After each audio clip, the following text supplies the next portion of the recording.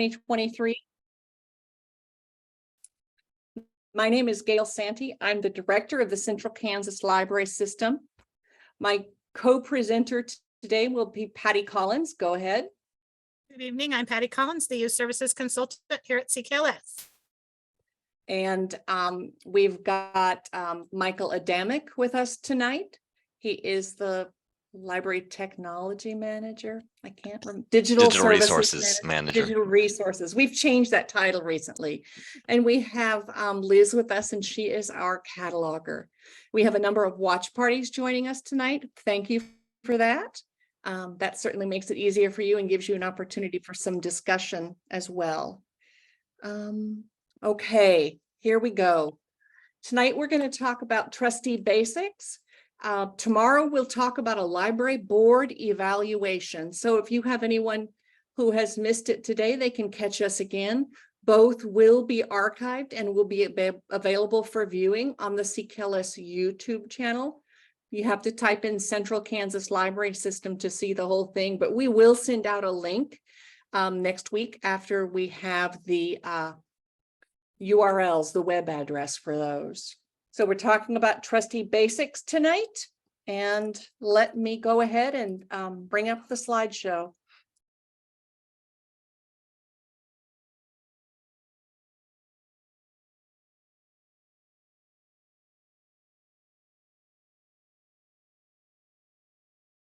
There we go. Do you just see the PowerPoint, or do you see the blue on my desktop and all the other stuff? What do you see?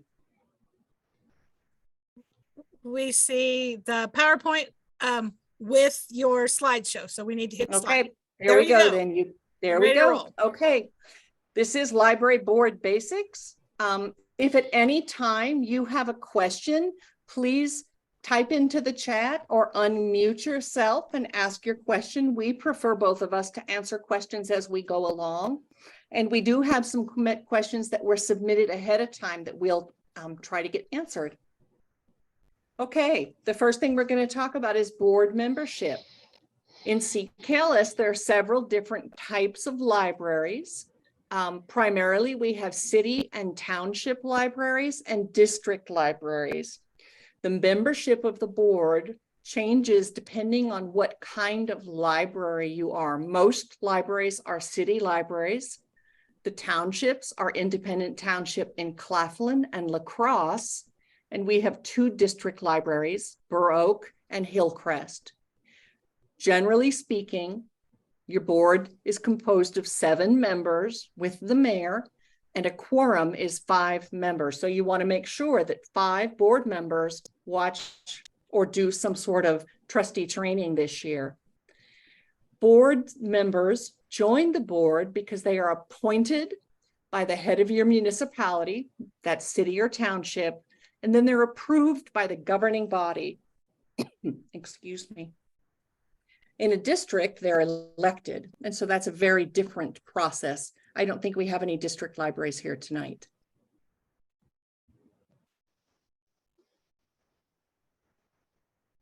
Membership is for residents of the city. Notice we'll come back to the asterisk.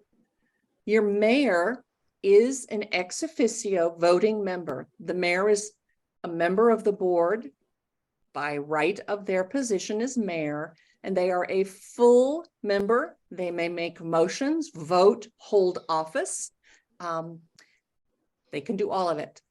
However, the mayor cannot appoint a voting proxy for themselves. They need to be there to vote, and be there means they need to be part of the meeting, whether that's on the phone or in person or on Zoom, however you're meeting. Other city officials are ineligible for appointment. That's because it would be a conflict of interest. Board members are volunteers. They are the most important volunteers your library has. They are unpaid. They can be reimbursed for their actual expenses, like if they go to a meeting and they need to have a meal when they're gone. Board members cannot be cannot be paid employees of the library because that causes an incompatibility of office. Before we leave this slide, Gail, we did get an anonymous question earlier, so I'm going to share that one with you now. Okay. Why does the library board have to pay the librarian or other board member mileage if they're going to be in the area anyway when they're doing library business? I think this might be referring to something like going to get the mail, perhaps. Does Sure. mileage have to be paid if they do other things besides library business? So I think that could be like going to town, to a big town and going shopping and going to Walmart and things like that. Or the far more likely scenario is, I'm going to Walmart, I'll just go ahead and pick these things up for the library while I'm there. And board members and employees would do that because they think, oh, that's convenient, I'm just saving the library some time. The reason that employees need to be paid for their actual time is because it might not come back to bite you right away, but it could if for whatever reason that employee was let go under unfavorable conditions. That employee can then come back and claim unpaid wages, and you would have to pay them essentially. Board members are reimbursed for their actual expenses. Now, if a board member says, I'm going to be in town, I'll just pick up the paper towels anyway, you may or may not have to reimburse them, most likely not. If they're on official library business, then they need to be reimbursed. So in this case, if the board member was already going to Walmart, they bought the paper towels, we would pay for the paper towels, but we don't have to pay for the mileage. Right, because they were not on official library business. A board member just can't decide, I'm going to be on official library business and go to town. They need to be, it needs to be determined ahead of time, are they on official business? The residents of the city has an asterisk out of it. In smaller towns, we hear often that it's difficult to get library board members. And actually that can also be a problem in a larger town. There are steps a library board can take that helps them recruit board members from outside of their city boundaries. And it's not just that they can decide, oh, we're going to do that, and we've got this great person, but she lives a mile outside of town, we're just going to add them to the board. You can't do that. It's a charter ordinance that the city passes to expand the boundaries of the library just for board member purposes, not for taxing purposes.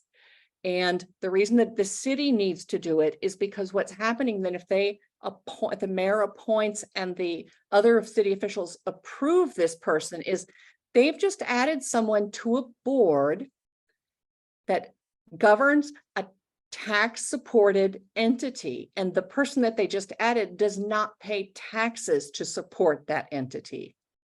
CKLS has a package of information, and so if you're having trouble finding board members, give us a call or have somebody send us an email and we can share that information, and we can come out and talk with you about how to walk through that process.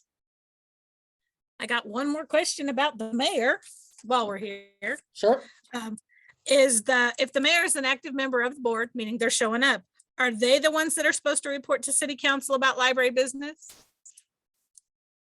They can certainly do that, but that is not part of their role as being on the board. There's nothing that says what the mayor has to do once they're on, just that they are an actual voting member. If the mayor chooses not to report back to city council, then that is something definitely that the library director or the board chair should take on. And that can be as simple as making sure that all council members get a copy of the board packet that contains the financials and the minutes. Thank you. I think that will answer their question. Excellent. Again, depending on what kind of library, terms of office are a little bit different. The actual terms are for 4 years. For city and township boards, they expire on April 30th. And your new members are usually appointed by then. You know who's going to be, and so they come to their first meeting in May. Your district library's terms are for 4 years, but they expire the first Tuesday in April. And the reason for that first Tuesday in April is because of when they have to hold their elections. Either district or city township board members can serve 2 consecutive terms. At the end of the second term of their own term, the board member must be off the board for a year before they're appointed again. Vacancies are filled for the remainder of the term. Board members can serve. So if a board member is appointed, someone comes onto the board and then their health drastically changes in that first month and they submit a resignation and they leave the board after the first month. And then the mayor appoints someone and city council approves. Did I get that right? Yes, approve someone in that very next month then. So the person that they've appointed will actually serve a 10-month first year, but then they serve 3 full years after that.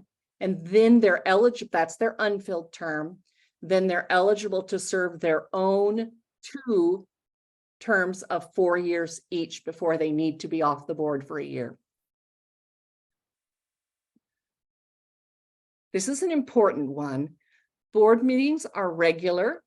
The time and location for each monthly meeting is set usually in May at the first board meeting. Sometimes you'll have people who would be very interested in being library board members, but they can't join the meeting at the usual time. They don't get off work until a half an hour later or something like that. The board may change their time and date. If they want that board member on there, they can do it.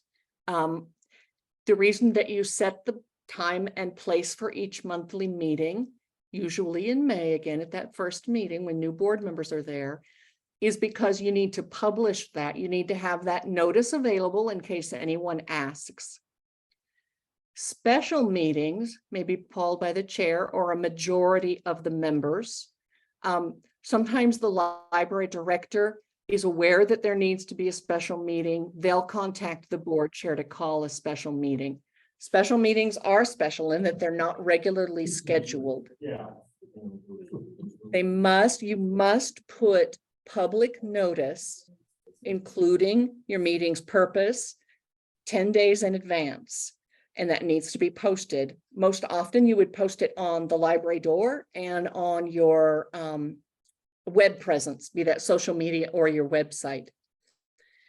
That's what the law says. However, everybody knows that things happen like tornadoes and the roof blows off, and you don't need to wait 10 days before you have your meeting. You can post a meeting on your web presence, on your door, and you can hold the meeting. You need to have a very specific reason for having the meeting. So if we go with the roof blew off, on your agenda, it needs to say, and on your notice, it needs to say the roof blew off. We're going to talk about the roof. And that's all you can talk about in the meeting. You can't go on to say, oh yeah, let's talk about next month's bake sale as well. You can't do that. You may only talk about that specific meeting. The reason for this, in the case of the roof blowing off, we can talk about the contact the insurance. What's the plan for the contractor we're looking at?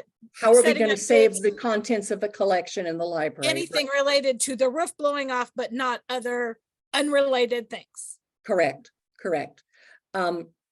Yes, that's true.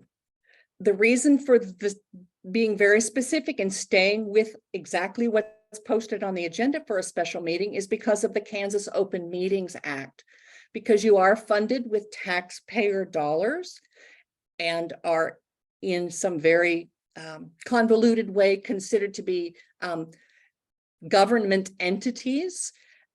You need to be very open with your meetings and you need to follow the rules of the Kansas Open Meetings Act. In May, officers are usually elected. I put that there's no progression of office here, and I think that's an important one. Oftentimes in other types of boards, not library boards, you may start as the secretary and then you become the treasurer and then you automatically become the vice president and then you automatically become the president. That's what progression of office is. Library boards do not have that, and they should not expect that of their members because there's no allowance for that in statutes. So can a brand new board member be elected to office? Yes, it's not a practice I recommend. Your officer should be your more veteran board members. I think one of them, I'd say mean, but I don't want to use that word. I can't think of another word, but please don't elect your brand new board members to be the president. They haven't even had time yet to figure out what they're doing, and you're throwing them right in the thick of things. Another reason you don't do that is because then they don't just leave the board. So boards have responsibilities. I've lost my cursor. Oh, there it is. Okay. With the board, the library plans for the future. With the library director, the board plans for the future of the library. Again, with the director, the library board sets the budget for the library. And the reason for these two things is because the library director, you may call them the librarian, but we'll use library director throughout this slideshow. The library director actually has their hands on the pulse of the library. They know what's going on the day-to-day. They know what the people of the community are asking for. However, the library director doesn't know everything. When you get a nice, diverse group of board members, they're going to represent a very broad area of your community, and they're going to have ideas and input from those other community members as well. Boards are responsible for the governance, and that includes the finances. With the library director, the board sets the budget and determines how much money will be needed to run the library and works with the municipality to get that funding for the budget. Library board members are the only ones, the board as a corporate body, are the only ones who can approve policy. Sometimes policies come from the CKLS database. We've got a bunch of policies in Word, so you don't ever have to start from scratch. Sometimes they will originate, the idea for a policy will originate from the library director because she heard something at some sort of training. Or she has a situation and the first thing CKLS asks is, what does your policy say? And she realizes there is none. Only the board can approve the policy. I believe that the very best policies are written with the library director and the board working together. The board may hire and fire the librarian and set the compensation rate. They may lease or erect a building. The board is actually the responsible party for the annual reports. Most boards delegate that to the library director, but the library director should report back to the board and give them copies of the annual report results. And the board should make sure that library use is free. We've got a lot of questions in this area, but board members, Kansas statute 75-4308 says that board officers, which are public officers and employees, should subscribe to an oath. I'm putting that here for your knowledge. The oath should be notarized, but it doesn't say must be notarized because not every town has a notary.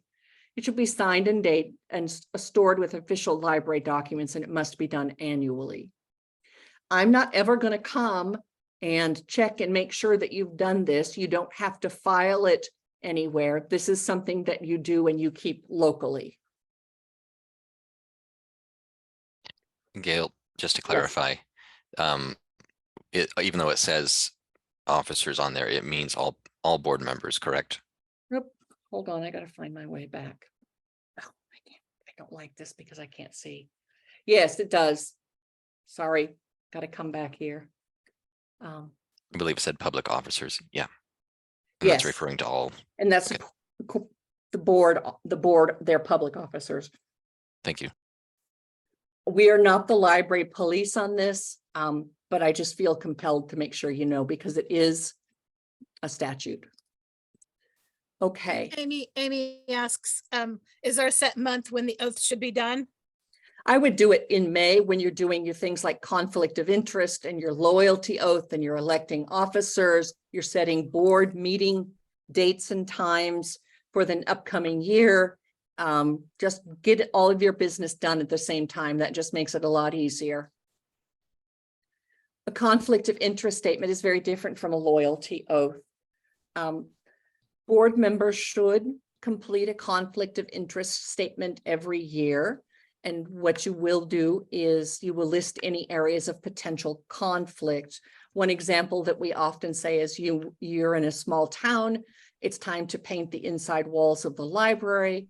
It so happens that your board secretary owns the only painting business in town. They would list that this is the business that they own. They would list that on the conflict of interest statement. They might also say that my wife is the library director. If they're a board member, you can be married, but that could be seen as a big conflict of interest. And so if you're the board member and your spouse is the library director, you're going to write that down on your conflict of interest statement, state that openly, and then you're going to recuse yourself anytime the board votes on that personnel issue with that library director. These should be done annually, and they should be kept on file at the library. We don't want board members must avoid situations which could be a potential conflict of interest. And as I pointed out in the example, a trustee should disqualify oneself or recuse oneself when a conflict of interest exists. And the reason for this is public trust. Because you receive tax dollars, you need to work to keep the public trust. And once it is lost, it is very hard to get back. So you want to keep everything as transparent as possible.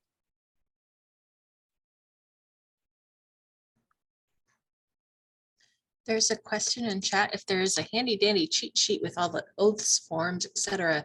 that should be done in May with the start of new offices and or members.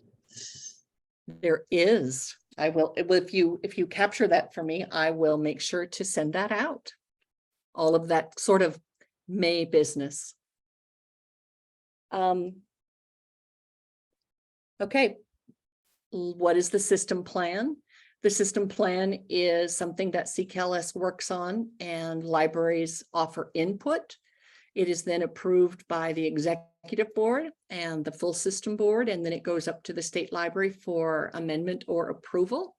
Within the system plan are the standards that libraries must meet to maximize full funding from CKLS.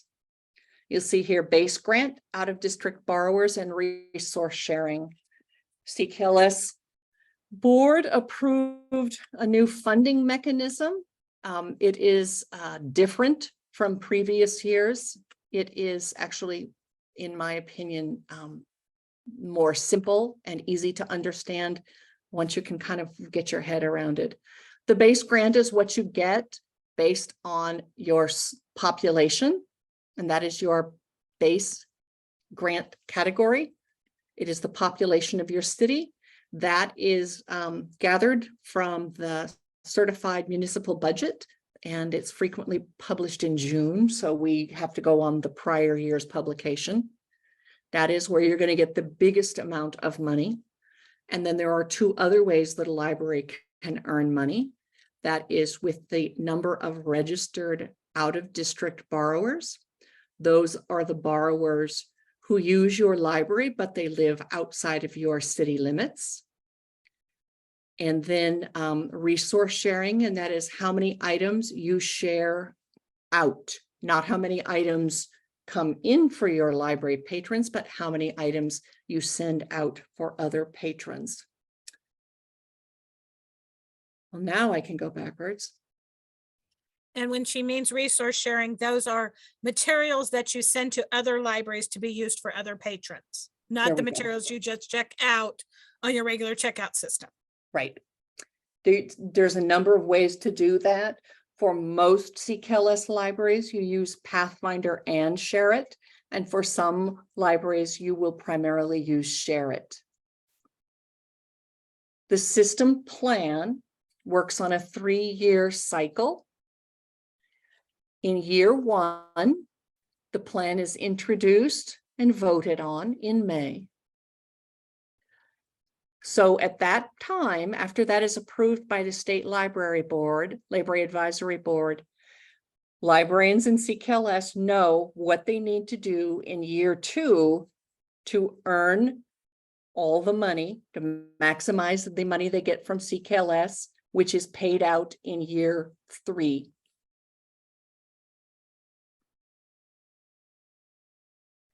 The standards for 2024 are standards that are attainable by any modern library. They are not extensive or difficult to achieve. If your library director is struggling in any one area, please have them contact us and we can come and help them with that. CKLS wants you to get the full amount of money. The first one is that the library board voting rep attends the full system board meetings in May and or August, it's September timeframe, and votes the interest of the library. They need only attend either May or the August-September meeting. We encourage attendance at both because CKLS is member governed and member driven. If we are member governed, then the members need to be voicing the interests of their library at the full system board meeting with their vote. Voting reps are appointed by the board through a motion of the board. And again, that's another May thing that's usually done in May, and it goes through to the next year. The person that is appointed should be someone who is going to be able to attend the meetings. The second standard is that library staff attend a minimum of 6 continuing education training events, online or in person. Those can be CKLS events. They can be online. They can be face-to-face workshops. CPR training can count for one of these. We're really flexible. If you think that it might be something that would be questionable, please reach out to us and we will discuss it and determine if we would consider that to be library CE. Number 3 should say a quorum of the library board participates in any CKLS, any CE event. And again, doesn't need to be a CKLS event. A well-trained board can be an enthusiastic board, and that's just what your library needs. This number 4 is all about that resource sharing. The library actively lends and borrows on Share It, which is the statewide interlibrary loan. And by active, we mean that they check it every day and respond to any requests that they get. Number 5 is all about the summer library program, and there are 3 parts. All parts must be met for the library to receive funding for this. Once upon a time, a library had to submit 10 different marketing pieces that shows that the library was being marketed within the community. Now the library has to submit 1, and it is your summer library program schedule or calendar. Wow. You can tell we've been without power. The dates are way off on this. It's June 15th. Whatever year it is, it's June 15th. The second part is, did the library have a summer library program for elementary school age children, grades K to 6? And the library must submit the SLP evaluation, summer library program evaluation, before the deadline. Patty, why do we have 3 here? The summer library program is subsidized through a Library Services and Technology Grant Act grant, which is LSTA. You'll hear us say those letters a lot. And that is a federal grant, and it has some stipulations. The last one, the library submits SLP evaluation before the deadline. In order to continue that grant, we have to provide usefulness to the state library who services that grant for us from the federal government. And so we need to prove that it's useful. The second portion of that, the kindergarten through 6th grade, that is a requirement of the grant. That is who we are servicing. And then, as Gail mentioned, the first portion of that is about the schedule, and that needs to be to me by June 15th in to take up the place of that previous marketing standard. Thank you, Patty. Number 6, the library has an up-to-date website and or social media site. We call it web presence. That needs to contain current information about library services and programs. If it's a Facebook, we need to see a post at least every month. That's very easy to do. If your library director follows CKLS, we post things all the time that can be shared out with your community. There's all kinds of ways to meet that, and we can help if your library director is struggling with ideas. Number 7 is that the library has a continuous weeding program where a minimum of 3% of the materials are withdrawn each year.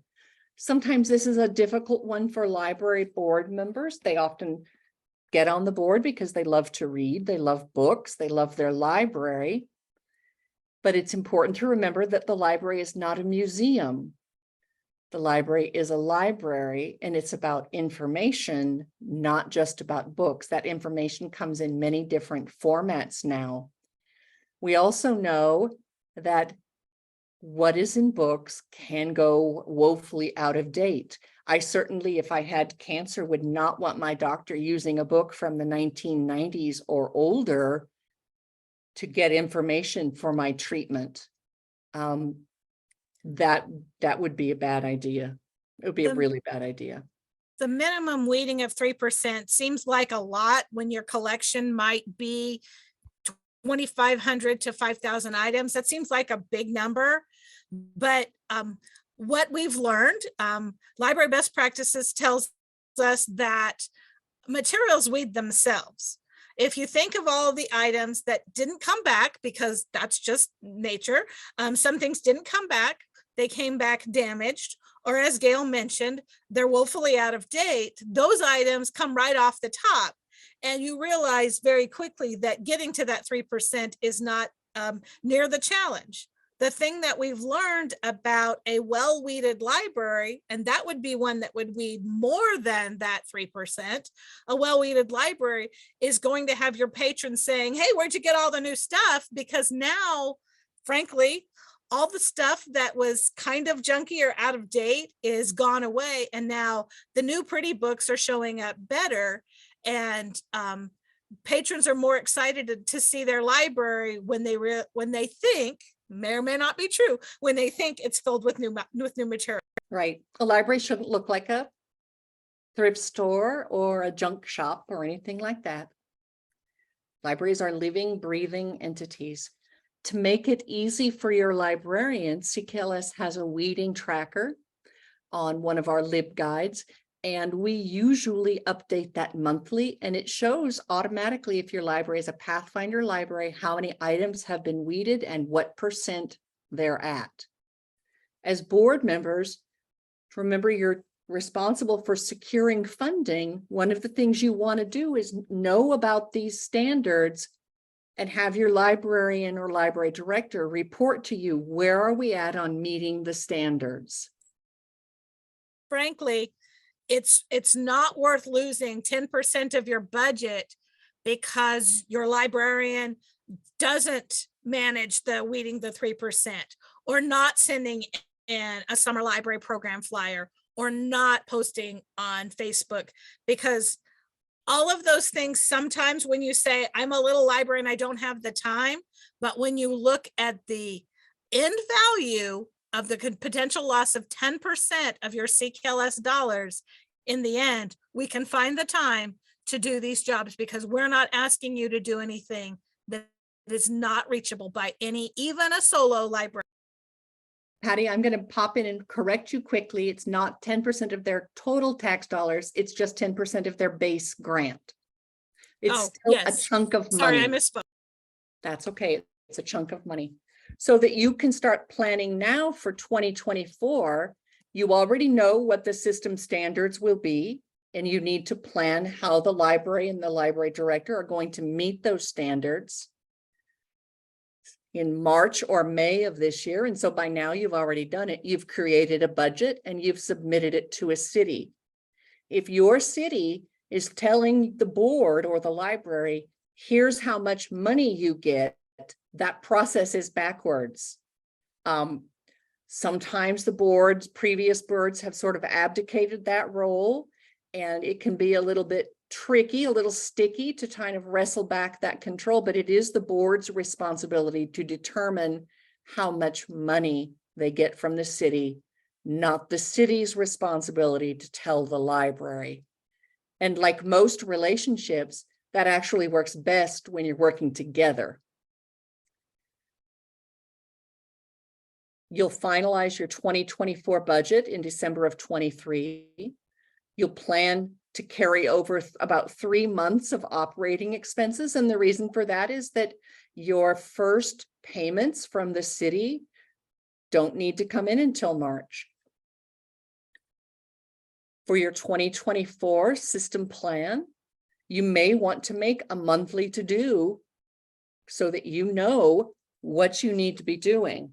We have a monthly to-do list here ready. You can see here that in January, February, and March, it says what the board does for budgeting activities, things that happen at board meetings, information about local taxes, information about state aid and CKLS grants, deadlines, and trustee training. Now, how do I get back? Here we go. We'll work with this. I'm not going to fight it. We also have a form that says when your forms need to be submitted. And these are things like your state library statistical report, your system grant questionnaire, when your withholding forms need to be submitted. That's going to be important for you to know as well, and important for your treasurer to know. CKLS regularly emails reminders to your librarian or your library director about the standards. We'll send out reminders that say, hey, it's halfway through the year. Check and see where you are. We have some libraries that have already met the standards and some that have just gotten started. We send out regular reminders about those 3 pieces for the summer library program that are required for that standard 5. We send out all kinds of reminders. There we go. There are budget tutorials and resources. We will offer 2 budget workshops the first part of the year. We don't exactly know when just yet. Our schedule is usually published by the end of October, beginning of November for the next year. And that way then the board can determine, does the treasurer want to go to one of the CKLS budget workshops and learn more about what they're doing? We also have the CKLS LibGuides on budget training. We've got other things here, but this one is all about budgets. There are videos to watch, and you can watch them and stop, and watch them and stop, pause. Information about the budget cycle, what a treasurer's report should look like, a budget resolution, just all kinds of things.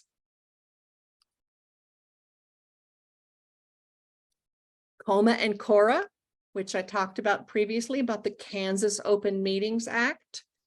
There is a template here for you to go into, make a motion to go into executive session. When the board goes into executive session, there are only a very few things they can talk about, and they need to do that process carefully. Most frequently, your boards will go into executive session to discuss non-elected personnel. That's when you're going to do the library director's annual evaluation.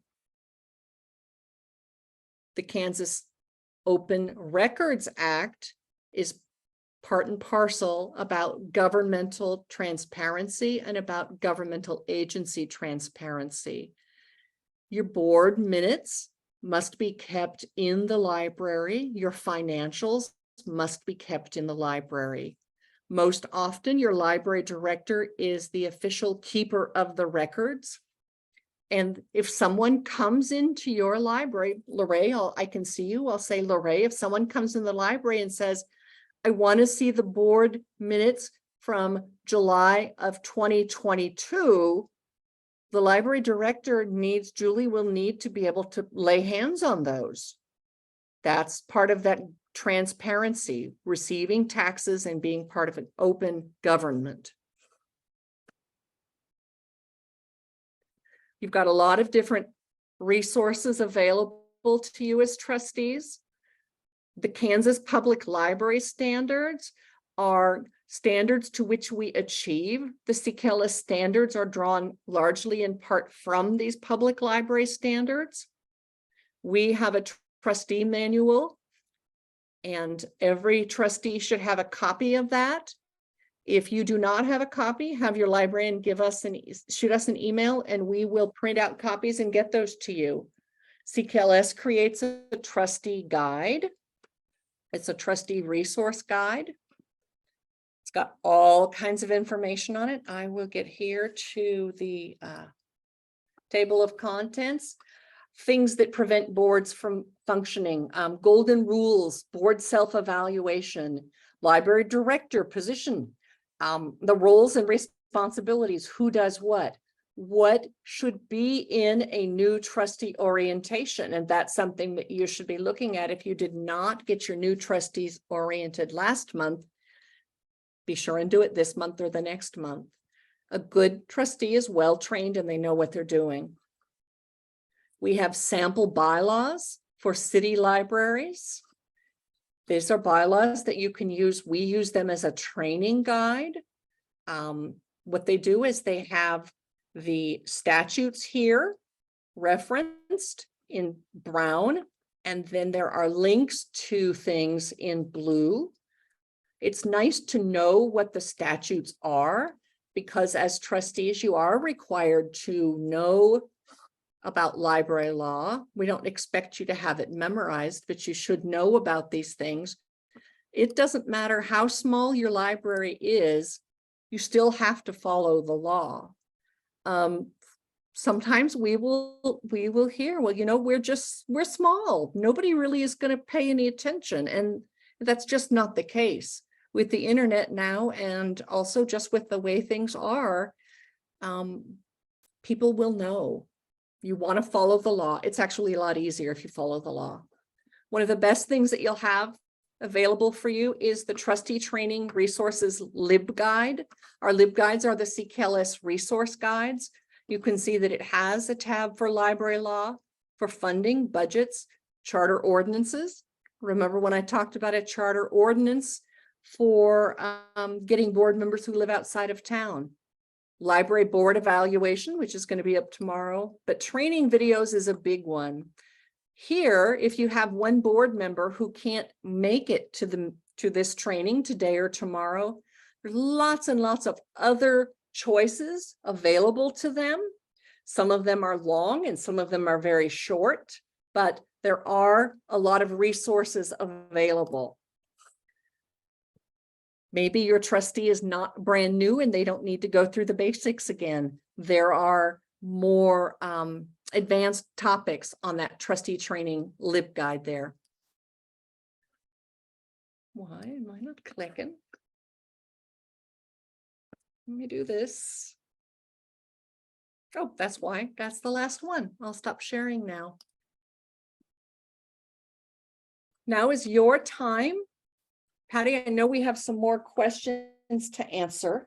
I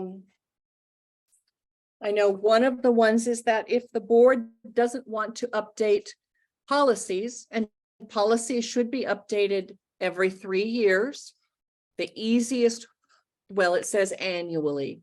The easiest way to do that is to take 1/3 of the policies and review them and update them as necessary every year. So if the board doesn't want to update the policy or the employee handbook, can we get the librarian to do it and just vote on changes? The answer to that's going to be yes and no. Yes, you can have the librarian look over the policies and make recommendations. For an example would be, how long do we check out books versus how long do we check out DVDs? What's our policy about getting a library card? The library director can look that over and say, you know what, that's not really what we're doing. Well, there's an opportunity for the board to ask why.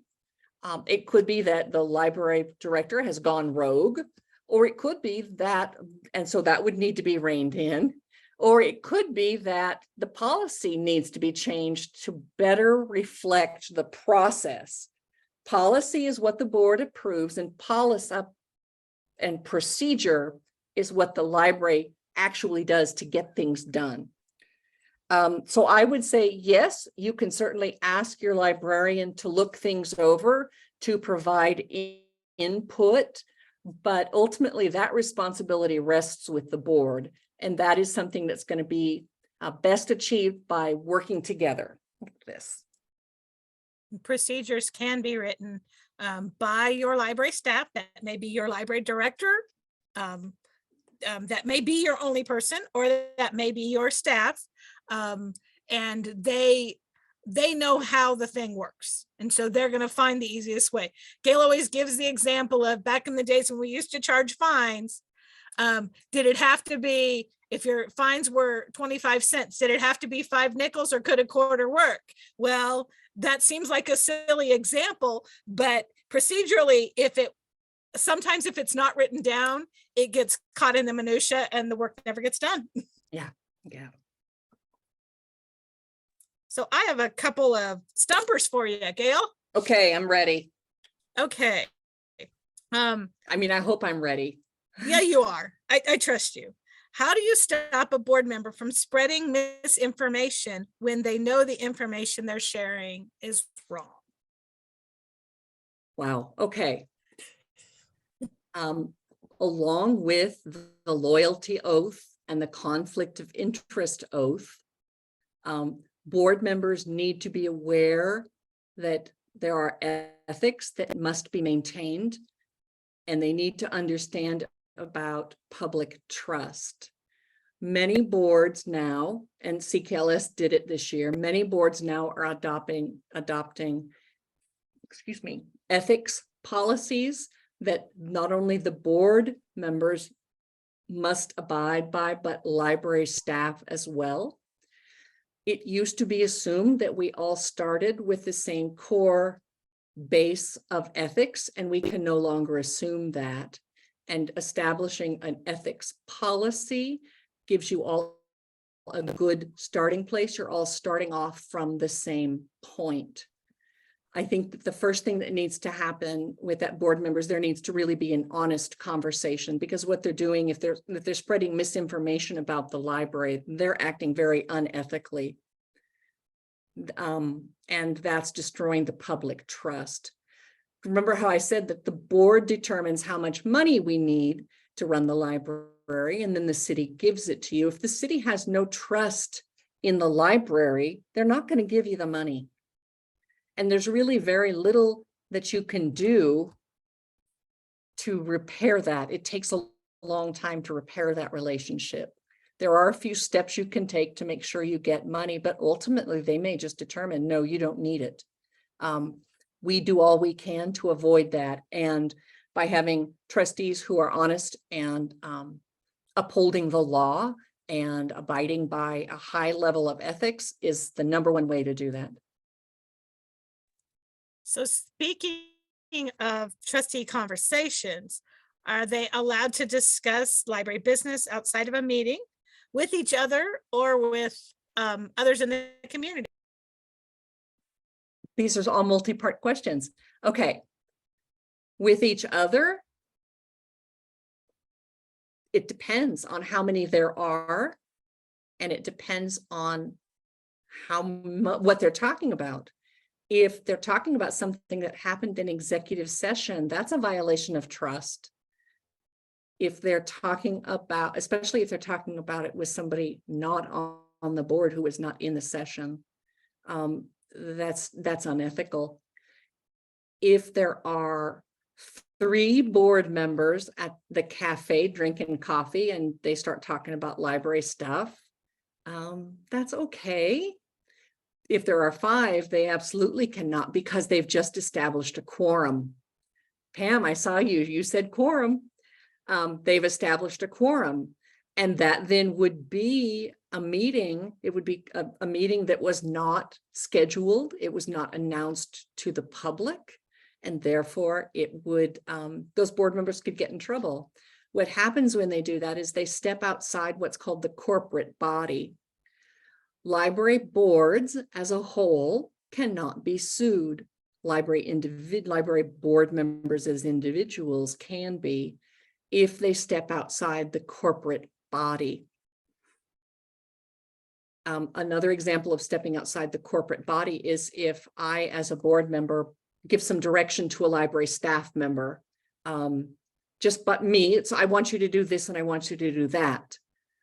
And that direction didn't come down through the full board to the library director. That board member has stepped outside the corporate body. The library board is the boss of the library director. And if there are any other staff, the library director is the boss of them. Not any one individual, not the president, not the mayor are the boss of the library director. It is the entire board as a corporate body. Okay, I didn't answer the whole question, and I know I didn't, but I don't remember what it was. You got pretty close. Wanted to know whether or not they could talk to another person and talk with each other. And so you answered the parts. I would come back and add, because of what's going on in the Sterling Public Library, talking about the media or talking with the media about library board business or library business. I think it's a good idea for the board to determine who may and who may not talk to the media on behalf of the library. Most often that will be your board chair or your library director. I don't think that someone who is brand new on the board and attended one executive session, and it's the month that they happen to evaluate the library director, should first talk to the media about that because it happened in executive session. And second, they don't really know what they're talking about yet. You want to be really careful. You are open and you are transparent, but that doesn't mean that every board member has to answer questions of the media right away. What else? Thank you. Thank you for addressing the media, since that is It's a little bit scary. It's hot button in lots of libraries, not just in Kansas. Okay, so I got a stumper for you. Here you go. Okay. It's about library boards and privileges. Oh. Is it okay for a library board to take away privileges / bonus that the librarian always had? For example, vacation days, paid holidays, decreased hourly rate. Okay, now this is the opposite direction that I thought you were going to take, because usually when we talk about library boards and privileges, we're talking about things that some board members, they come onto the board and they have expectations that they'll be the first person in line now to get that bestseller, or they won't have overdue fines anymore, or they get to come in the library whenever they want now because they're a board member, and that includes when the library is not open. Those are the kind of privileges that we really frown upon for board members to have, because remember, you're serving the public in your role as a board member. But you're talking about board members taking away benefits from the library director or library staff. Now, you certainly can lower or decrease someone's salary. There's nothing illegal about that. You can cut back on vacation days. You can take away health insurance or make the employee pay a higher percentage of that. But is that really the best thing to do? I would say no. It's not easy to hire a library director now in central Kansas, and they have been very well trained. They receive at about 30 hours of one-on-one training from CKLS staff in their first 6 months on the job. That's our pleasure, but we feel it's also our responsibility. And I just think it would just be horrible, horrible practice. The only reason I can see that a library board might even consider this is because their library, I can see 2 reasons. One is because they suddenly don't have money. I will tell you that if you don't have a director, you don't have a library. A great library can get by without new books, but they can't get by without a director. If that's your situation where you find yourself suddenly with a drastically reduced budget, and that can happen. The roof blows off, you didn't have capital improvement. I mean, there's all kinds of ways that can happen. Call CKLS and we can help you work on your budget. The other way I can see it is that the library director is not performing well, and the board is trying to get the library director to quit by changing all of these things. Don't do it that way. If you have a director that is not performing well, contact CKLS and I can walk you through the steps for possible remediation of that staff member or that library board, library director, or eventually if it needs to happen on how to terminate that employee. Liz, you have a hand raised. I do.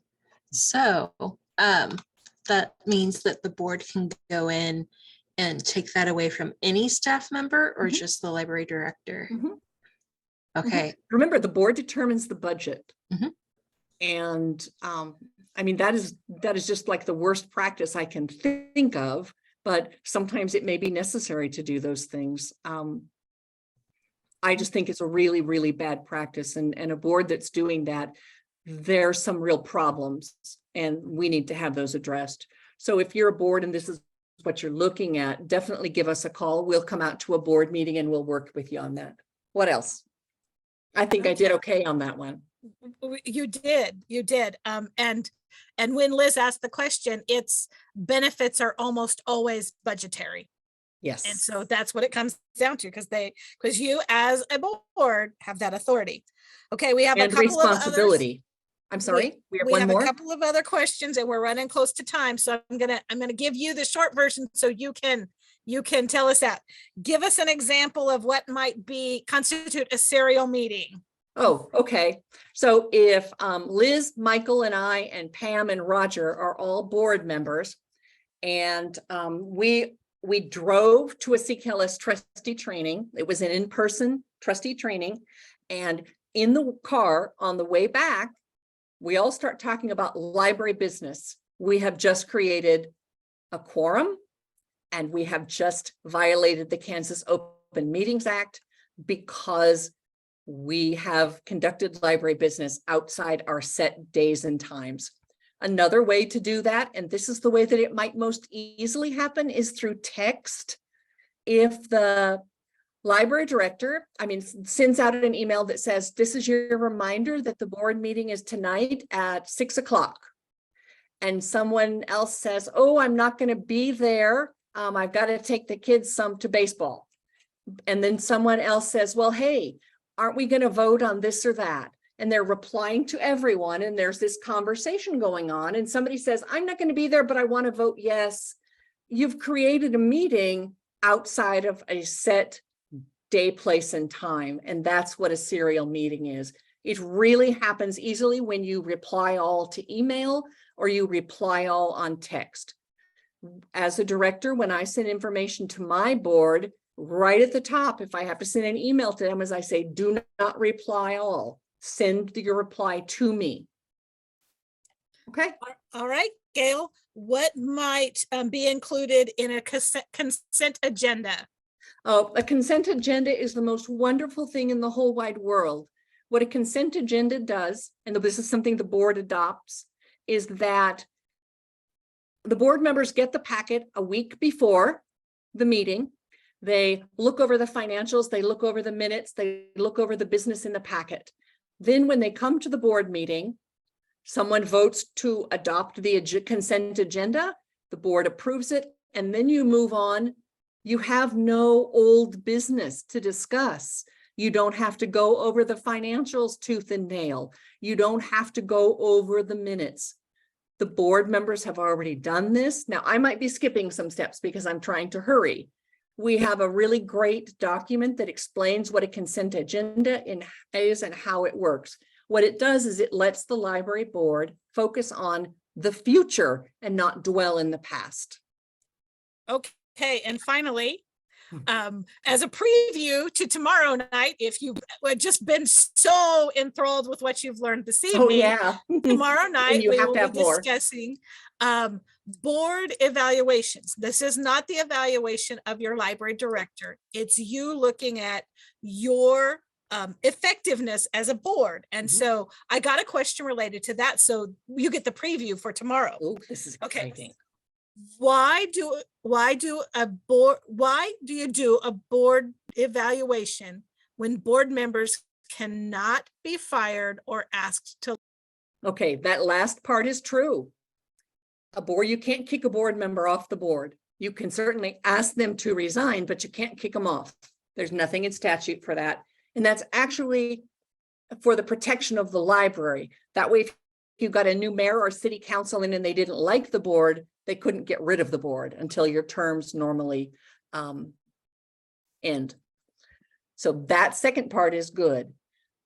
But the first part is, and there's a way to deal with that. We could talk about that another time.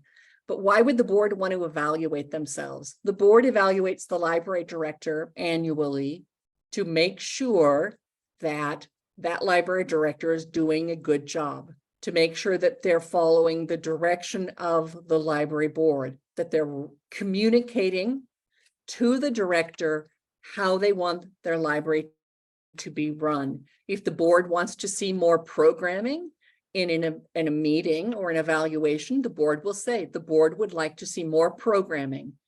The board may give a little bit of more specifics. We see a lot of programming for children, but we'd like to see programming for adults. Okay. Well, next year, when you come back to that annual evaluation, you're going to say, hey, tell us about the adult programming because we haven't been hearing about it every month. Well, maybe the library director didn't. That's something that's not good. A board evaluates itself to make sure that it's communicating well with the director, it's communicating well with the city, it's functioning as a cohesive unit, it's operating within the scope of the law, and that it's serving the community. There are a lot of ways that a board can go wrong. We've done things on that in the past, 10 things board members do to mess up their libraries, things like that. But what it is to keep you on your toes, to make sure you're well educated, you're informed, you're up to date with the law. It's not an A or a B or a C grade, and it's definitely not a pass or a fail. It's a spotlight in time to say, how are we doing as the board? Okay. Okay, you took care of the series of questions that I received. I know, look at how good you are. Received by email prior to this meeting. We'll stay around here for just a couple minutes. Are there any questions from our audience this evening? And if you can't stay, thank you for joining us. You can have your librarian or your library director submit the question, or you can email it to CKLS. I'm Gail Santy, and this is my colleague, Patty Collins. So thank you for being with us. Any questions? See, Patty, you kept me over time and they're all running away. But I had a list of really, really good questions. Yes, you did.